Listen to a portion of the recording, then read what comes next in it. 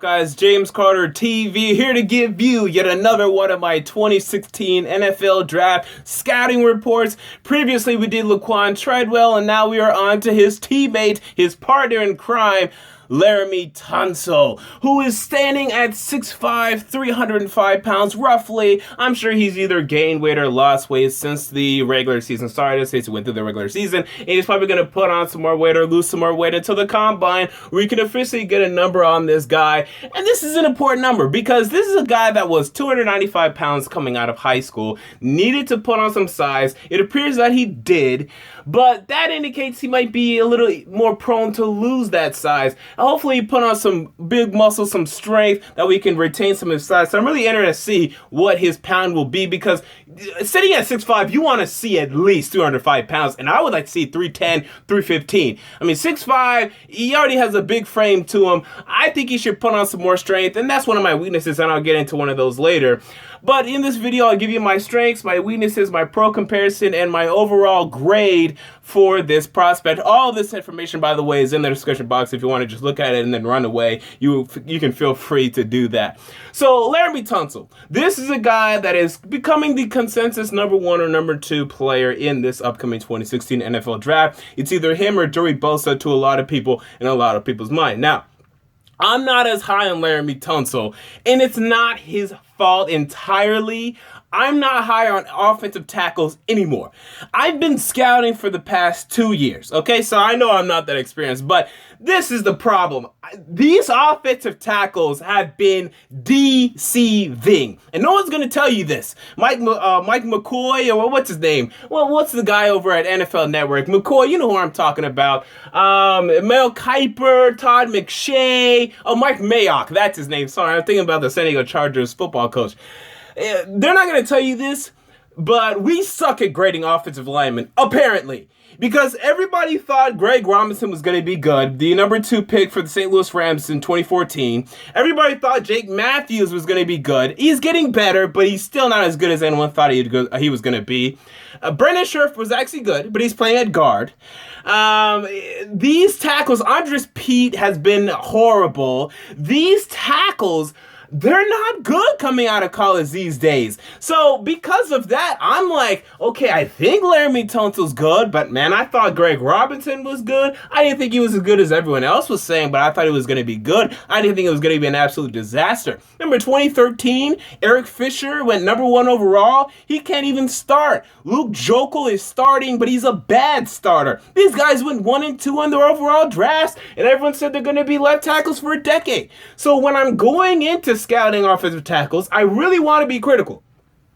I couldn't find too much to criticize here. With Ronnie Stanley, I could, and I'm going to get into him later, so subscribe for whenever that scouting report comes out. It will definitely be within the next 2 weeks.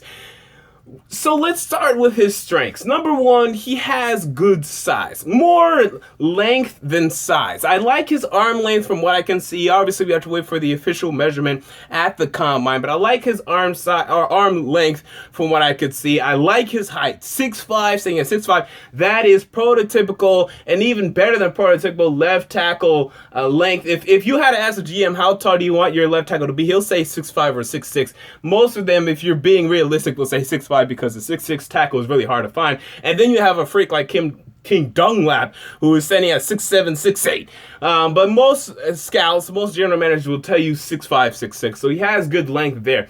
310 pounds, 305 pounds. Yeah, I'd like to see a little more strength added to that frame, but it's good size overall. It's definitely a mature body, and it will even mature even more once you get into the NFL training program. So that's a good strength to start out with. Second of all, let's get into his techniques.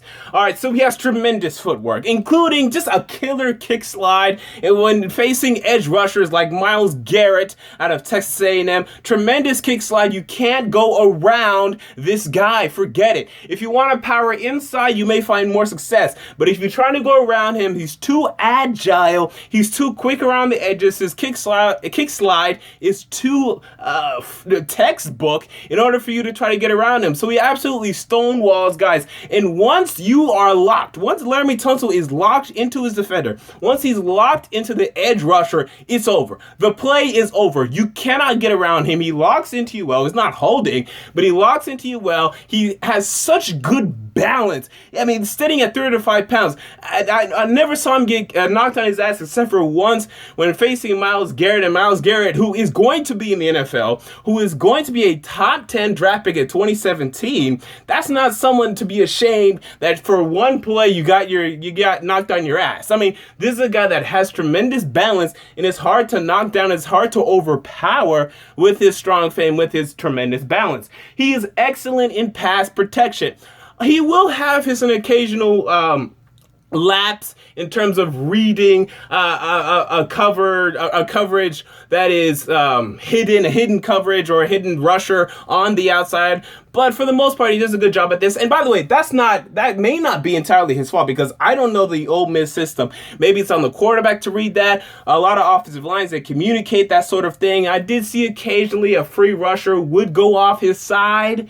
But for the most part, he does a great job of recognizing that and being excellent pass protection using the techniques that he's absolutely added to his repertoire since joining Ole Miss. Tremendous technique and pass protection. Now, weaknesses. These are very minor. I really tried to criticize this guy because I really want to figure out why are we grading offensive linemen so badly.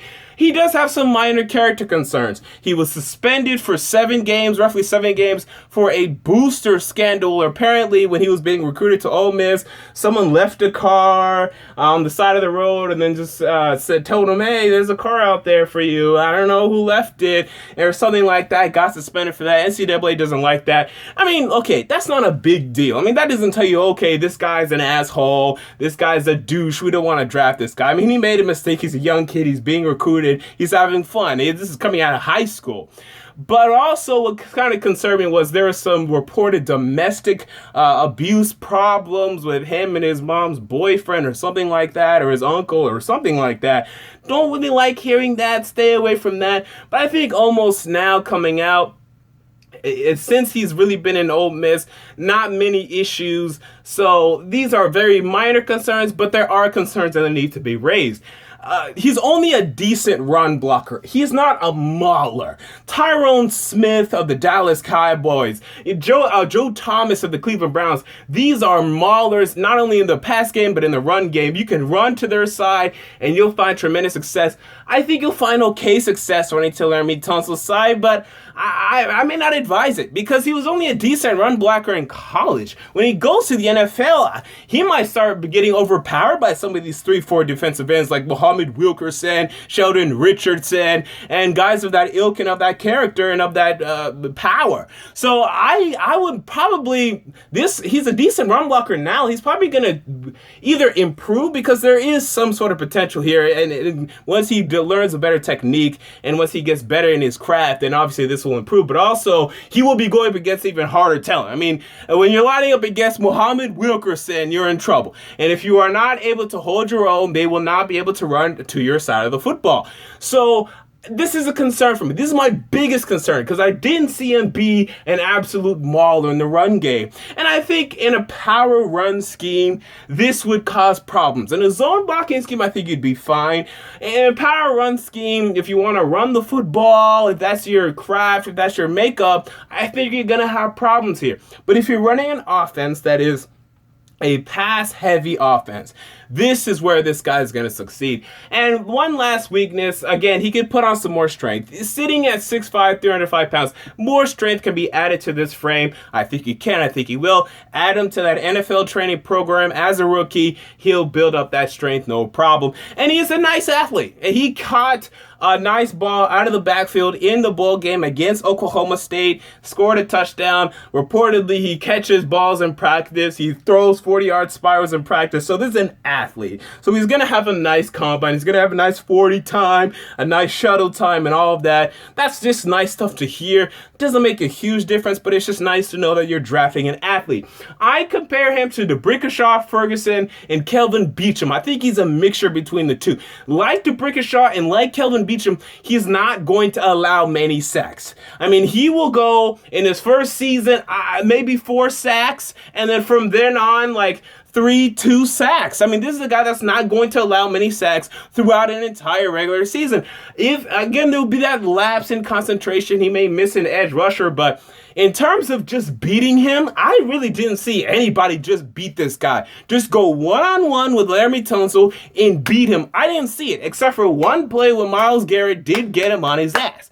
Except for that one play, I didn't see any plays in the 4 or 5 games that I scouted of this guy where guys just beat him. And I scouted him against Emmanuel Ogbah, who's going to be a top 15 pick in this upcoming draft. I scouted him against Myles Garrett, who's going to be a top 10 pick in last year's draft. I scouted him against Alabama, who have defensive line picks all over that defensive line. He just doesn't get beat. Once he's locked into you, if it's Imano, good luck beating him. Now in the NFL, pass rushers will beat him because they're the NFL, because they're more experienced, because they're better. If he can develop and get even better, you're talking about a franchise left tackle that can be the blind side for a quarterback, that can protect the blind side of that quarterback for the next decade to come if you resign him and all of that. Overall grade. Now, this is going to sound like a bad grade. It's not. Look at my grading scale. It's in the description box below. I give him an 88 grade. This is a really, really good grade. This is a grade that indicates, okay, this is a great player, might make some Pro Bowls. Really, that depends on what kind of team you're on, because Michael Orr, for example, is an offensive tackle for the Carolina Panthers. I'm sure you know him. He sucks, right? He's not very good, but he makes the Pro Bowl. Why? Because he's on a really good team. So if Laremy Tunsil can get on a really good team, or if he can be the best, then he'll make some Pro Bowls.